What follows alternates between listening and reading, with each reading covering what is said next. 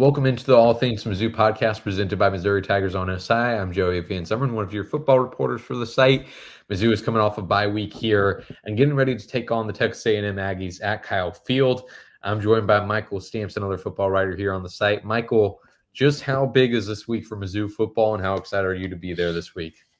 Yeah, I mean, we should mention big road trip might be the biggest thing happening this week. We'll be hitting the road and traveling to College Station, which will be a fun 11 to 12 hours or so. But yeah, I mean, yeah, I think we've said this multiple times. We said it when they were facing Boston College 2 or 3 weeks back. But this is the biggest game they've played this year, and I think the impact of it being on the road is what makes it so. Obviously, Kyle Field is a ridiculous atmosphere. Probably one of the better ones in college football. And this A&M team is no joke. They have that loss to Notre Dame at the beginning of the year where, I mean, they didn't look great, but they only lost by 10 points. So they've had their shakeups and struggles. They only beat Bowling Green by one score, I believe, and a couple of our close ones against Florida and Arkansas. But I mean, this is a good football team with plenty of talent. I think it's no secret that A&M is consistently one of the best recruiting programs in the country, and I think really this year that is showing. Some of those guys who, I think they've had years in the past where some of their top talent hasn't worked out, but this year it's really looking like it has. So it's going to be no joke. Definitely, they're going to be the toughest test. As far as a team individually, what team they played, you had the aspect of 100,000 fans or however many people can fit in Kyle Field into that equation, and it's going to be a tough one. Absolutely. First-year coach Mike Elko, back at Texas A&M after a stint there as their defense coordinator in 2018-2021. Played against Missouri as the defense coordinator back in 2021.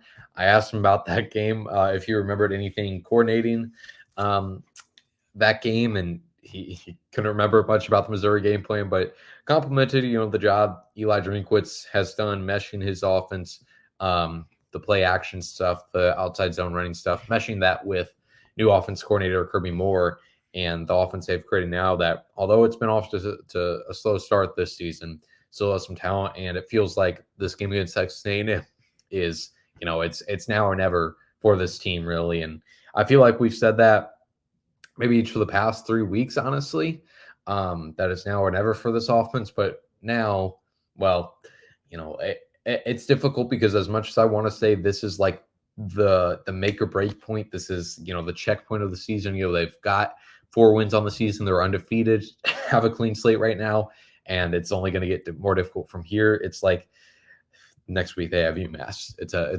massive fall off here. But then after that, they got Auburn for homecoming at home, which is going to be a tough game. And I'm not just saying that to give you coach speak, but they got Auburn after that, and then Alabama after that, and then another bye week, and then Oklahoma. So this game, taking a super big picture look at it, this game is going to be really important for the course of the season, and important for just how much momentum Missouri is able to establish. And I think looking at what they could earn from winning this game, it's just the chance to prove, as Michael was talking about, the environment in College Station, the ability to win in big environments like that. They're going to have to, if they want to win any playoff games this year, being able to prove that they can win in an environment like this, because, as I've wrote many times this week, as much as they've proved and since the start of 2023, they really haven't gotten some massive win in some really tough environment. The road games they had last year, you go to Kentucky, which was tough, but half of the stadium left by the end of the first half because it was raining and Kentucky was playing bad after that fake punt. And then they go to Georgia, which is a tough environment, not quite as many people as College Station, but you could see the noise affecting them then. So to have the opportunity to go up against a ranked team again, and get a ranked win this early in the season, this early in SEC play, and have that momentum going would be huge for this Missouri Tigers team. Michael, what do you think a win in College Station would mean for Mizzou right now? Well, I can't remember where I read it earlier today, but I think a lot of fans are enamored and caught up in, the top 25 and the rankings and things like that. If you want to look at it from a fan perspective, a win at College Station against a tough A&M opponent who's also ranked in the top 25. I think that proves to your fan base that maybe they belong in that number 9 spot. Not saying they don't. I think Missouri's need to do a little bit more to prove to that they belong in that top 10, top 10 area. And I mean, at the end of the day, they're 4-0 with some, an ugly win in there. Obviously, we don't need to talk about Vanderbilt, but obviously an ugly win in there.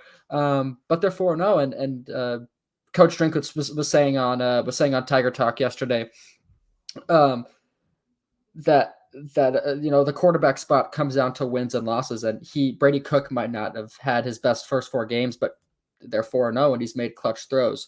So I think it would kind of prove that they belong in that upper echelon of teams. And I think it's worth mentioning, after we saw Ole Miss lose last weekend to Kentucky, which was a shock in its own, but that gives Missouri a really unique opportunity to kind of move up a level with those undefeated teams. That I haven't looked at the schedule for who Alabama, Georgia, and Tennessee are playing this week, but if Missouri wins and stays undefeated, they're with that top group of teams in the SEC without a loss. I think it's easy to compare Missouri and Ole Miss and kind of where they stood coming into the year. 2 programs maybe looking to prove that they belong on this national scale, and to separate themselves, staying undefeated when Ole Miss has a loss, I think would also be a very, very nice thing to add. But back to your question, Joey, I think just proving that they kind of belong in that top tier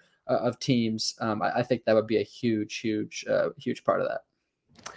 Absolutely. And, talking about the schedules of the rest of the SEC, Mizzou and Texas A&M is the only ranked game in the SEC this weekend. So just like they had against Boston College, where they were one of only 2 ranked games in college football, one of the only ranked matchup in the SEC this week and getting into conference play here. So the opportunity to take advantage of that. As far as this Texas A&M team, you hit on it a little bit, Michael, with the quarterback situation they have going on there with Marcel Reed and Connor Wigman. That's been interesting to follow. It was interesting to hear Coach Drinkwitz say the other day that he just does not buy the semantics they have going on with listing Connor Wigman as questionable and doesn't believe any of the mumblings of any sort of competition between Wegman and Marcel Reed, the redshirt freshman, who has done a really impressive job here in the last 3 games. Michael, give us the rundown on the quarterback situation they have going down in College Station, how Marcel Reed has earned his job here. I mean, I'm gonna have to agree with you. What Frazier said, I was a little surprised to hear him say it's semantics or whatever. That's a bold statement, but there's certainly truth to it. Connor Wigman struggled a little bit last year in his first little bit of football he played for A&M in his freshman season, but Marcel Reed has. I mean, similar to what Drinkwitz said, Marcel Reed has earned that spot early on. He has not turned the ball over once this year passing, and this is the 3rd, 4th week in a row where the Tigers are facing a mobile quarterback, which has to be annoying. I mean, I don't think I'd want to defend guys like that over and over again. And he's a different style of runner than Diego Pavia. He's not as physical.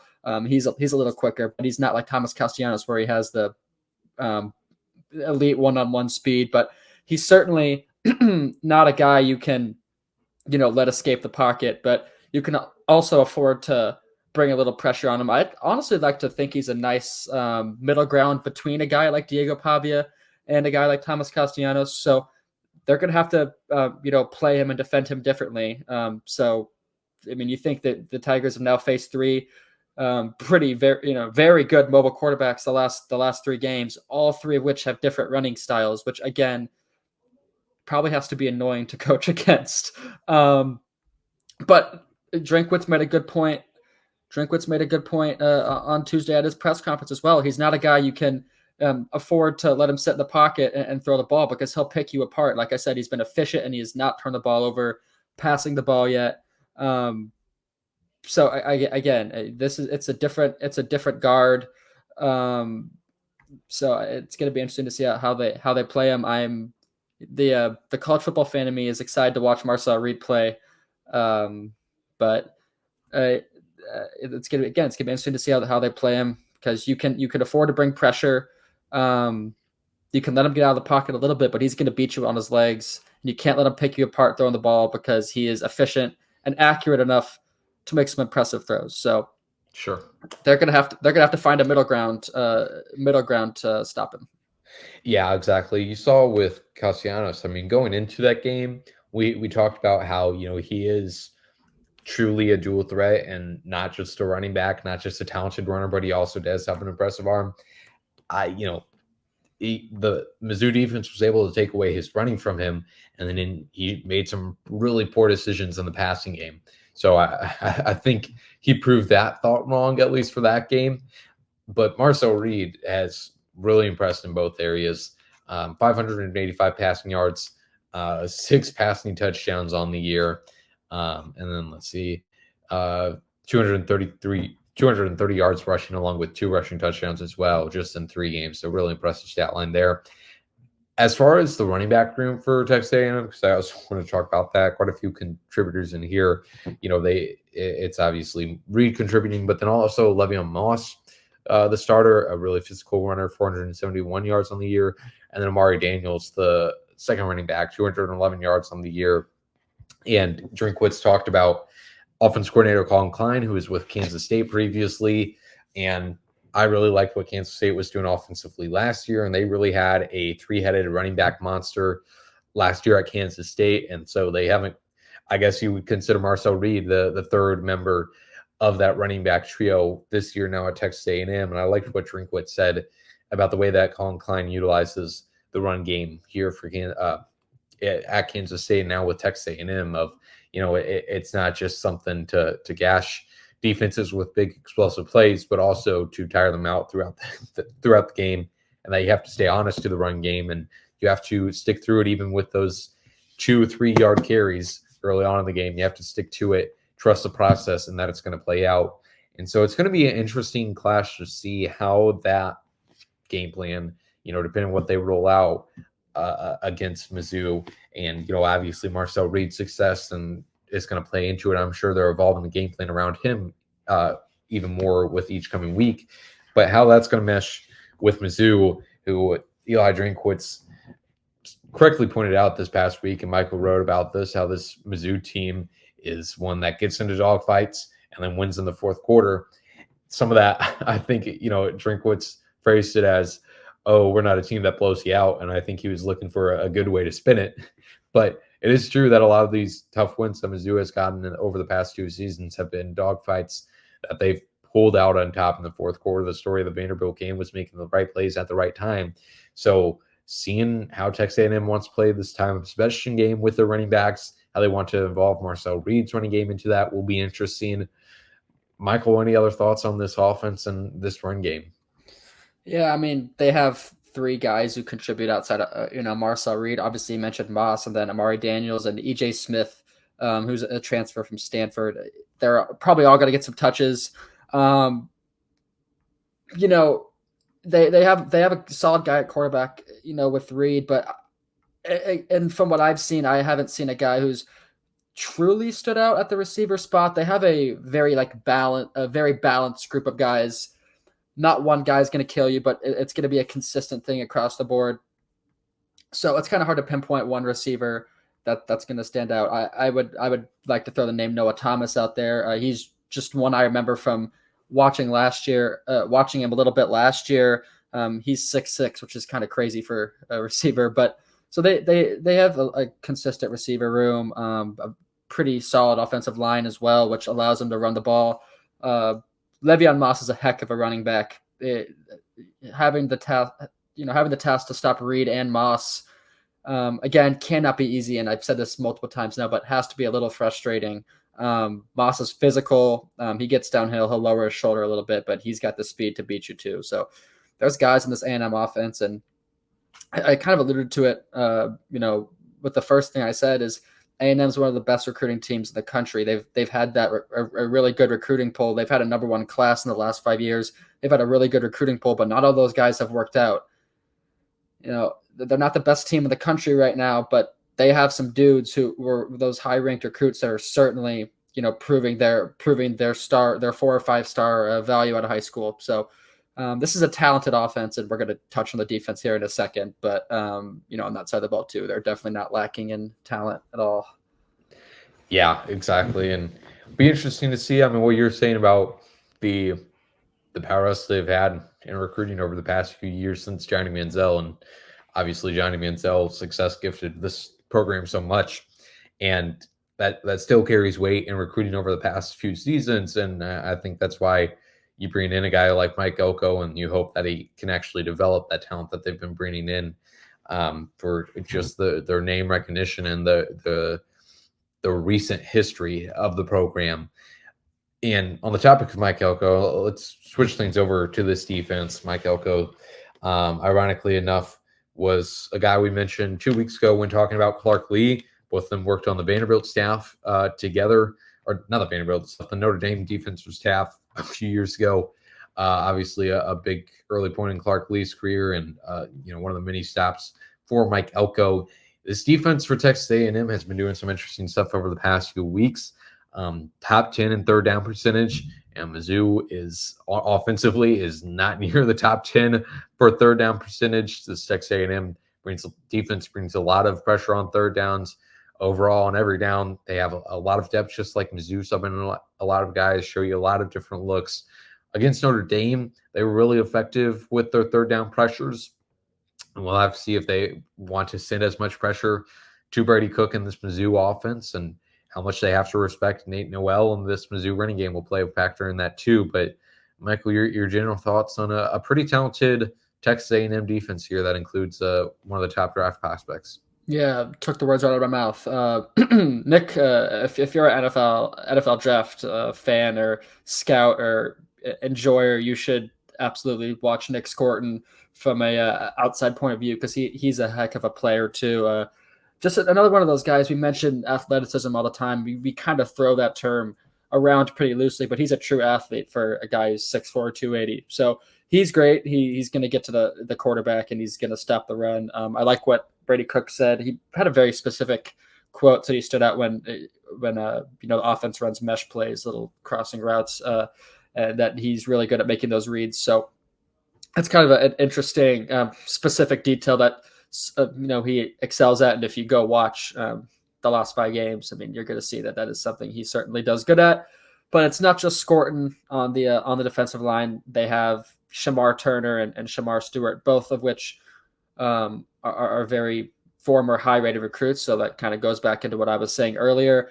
Shamar Stewart's done a pretty good job off the edge alongside Nick Scorton so far. Drinkwitz mentioned it on yesterday at his press conference. They have Cassius Howell, who's a Rockbridge graduate, I believe, transferred over from Bowling Green this season, and hasn't jumped off the page statistically, but he's an athletic outside linebacker, defensive end that's going to bring you something versatile, especially on third downs. A lot of guys on offense. Cook mentioned it. And I believe Theo Wiesmeyer mentioned it as well, that they bring some interesting packages on third down. So that's going to be something to monitor defensively. But yeah, I think that the big thing to watch this week for the defense is going to be how they stack up against the Tigers' offensive line, which I don't really have any complaints about Missouri's offensive line. They've done a pretty good job protecting Brady Cook. And obviously if Nate Noel's running for nearly 200 yards, there's something to be said about, their run blocking. So it's going to be their toughest test of the year, and it's going to be an exciting matchup if you're an NFL draft fan. But yeah, that defensive line is very good. They have depth. They have depth too, which is another thing to note. Yeah, on the topic of this offensive line, I think they have done a really impressive job, especially in the running game here. There's been a few plays against Vanderbilt where Brady Cook seemed a little bit overwhelmed, and some of that is on him to have better pocket awareness, and I fully believe that most sacks are a quarterback stat. But I think this offensive line has done a really impressive job, even with 2 new starters on it. Cameron Johnson switching positions as well there. I think Connor Tolson has done a really, really nice job and has quietly been having a good year. And last year he had a good season, but he still had those snapping issues, still had a few protection busts And so far this year, he's played really clean, has been a big part in creating holes for Nate Noel. And as much as they run outside zone on this team, and as much as they've had success with that, there's been a lot of holes that the interior of the offensive line has created on inside zone for Nate Noel as well. So offensive line has done great, and the depth they have for Texas A&M's defensive line, I think it's going to be a big part of this. And Mizzou defense has a ton of depth as well. But in this game, you're looking at it's a high of 91 for Saturday, as Eli Drinkwitz pointed out. It's going to be a very hot game. I want to look back in the history books to see the hottest games Mizzou has ever played in. Being in the SEC, I'm sure they had like 1 or 2 mid-September matchups that were at one point got into the early 90s. But, they've only been in the SEC for 12 years now. So not like they've had a ton of those Southern games. And so conditioning is going to play a big part in this. But I think what's lost sometimes in talking about these weather games, especially, it happens a lot more in the NFL when people are like, oh, the Jaguars are coming up to play the Packers. How are they going to deal with the cold? It's like, well, hardly anybody's on that roster. If anybody is from Jacksonville or from the South, they're coming from all over. So either way, though, no matter if you're used to the heat or not, no matter how many games you've played in heat like this before, it's still miserable. And so, again, talking on how, maybe it's going to be a war of attrition, a war of time of possession and war of who gets tired out first. That heat's going to be a big part in it, along with the crowd environment as well. So should be an interesting one. 11 a.m. kickoff too. So they're going to be receiving the peak sunlight hours. So Michael, before we wrap this up, first off, before we get to our score predictions, I'm going to throw you off guard and ask you, Missouri wins this game if blank. Wow, you are throwing me off guard there. Yeah, I'm gonna go with the very obvious answer, and I don't know if this is cheating because you've probably been thinking about your answer. But I'm gonna go with Missouri wins if Brady Cook plays to the best of his ability. That's the obvious answer, and it's one of those things we don't need to say it over and over again that he hasn't been perfect so far. But if he I don't think he needs to be perfect. I think that's a big ask for any quarterback. But if he plays a level above, 15, 20% better than he has, he hits on some of the more simple throws. I think there's been a lot of complaints about the deep ball. Obviously, it's another thing we don't need to say over and over again. But there's been a lot of complaints about the deep ball. If he connects on 1 or 2 of those, I think that'd be a nice sight to see. So I think that's kind of the obvious answer. He needs to continue to make good decisions, whether that's which passes he's throwing and not throwing into certain coverages, as well as when to take off and, when to sit back and be patient and throw. So I think that's the obvious answer. Probably not a very exciting answer, but I think we've seen last year what can happen when Brady Cook plays the best visibility. And if that happens again, not even against A&M, but down the road, I think you're going to see wins stack up. And I think it's also worth noting, and we had a nice conversation about this on last week's episode about kind of that media, that media circle on Cook, and kind of it's a cycle where he plays good and the fans love him, and he's not at his best right now, and people want him benched. I think obviously a good game in a very a good performance in a very important game would certainly flip that around. So I think that would be nice, I'd imagine, for him, but just to see from a outside viewing standpoint as well. Yeah, exactly. And kind of what I was talking about earlier too, of Mizzou needing to show that they can play and win in a big environment like this. Brady Cook could really well use, like you mentioned, not only playing in a big heated environment like this, but also to be able to show again that he can perform in those high pressure moments. And there's been some instances like against Florida last year, 4th and 17, against Kansas State last year on that drive to set up Harrison Mevis, where he's been really good in those final moments. But then there's also been the LSU game of last year, the Georgia game of last year, where he had late game turnovers. One of them was kind of Tolleson stepping over his head against LSU. But being able to perform well in those high pressure situations, because again, if this team is expecting to play in the playoffs, this will be, only the first time they have to face a situation like that in this season.